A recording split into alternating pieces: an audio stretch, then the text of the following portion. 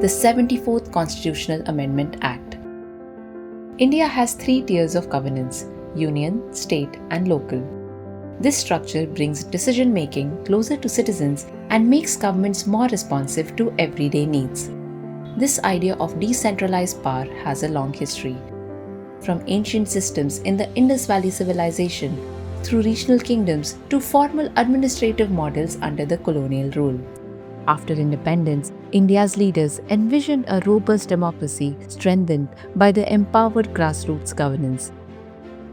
The Constitution of India acknowledged local governments, panchayats, and municipalities and placed them under the state list in the 7th schedule. This meant that the state governments had primary control over them, while local governments still functioned with limited power. They lacked autonomy, reliable financial resources, and regular elections, leaving them dependent on the state governments. After efforts of multiple stakeholders and recommendations from various committees, change finally came in 1992, when the 73rd and the 74th Constitutional Amendments gave legal and constitutional status to local governments. Let us learn more about the 74th Constitutional Amendment Act. The 74th Constitutional Amendment Act was passed in 1992 and came into force on June 1, 1993. This landmark reform granted city governments constitutional status for the first time.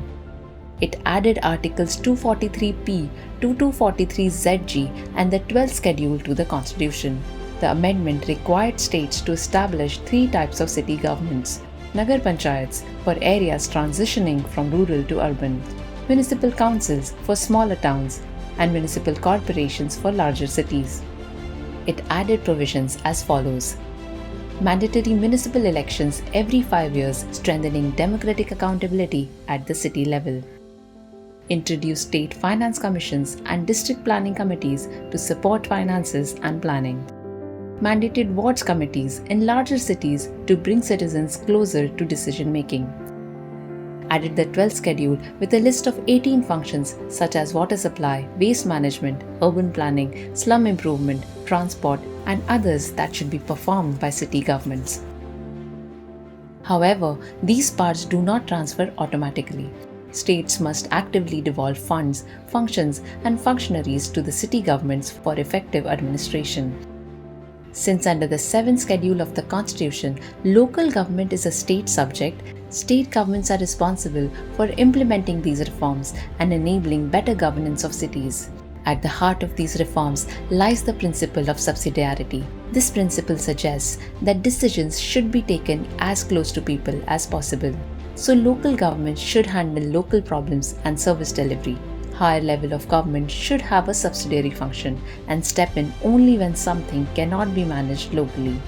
As India continues to urbanize, the role of cities will only grow. Strong and empowered city governments are essential to making urban life more livable.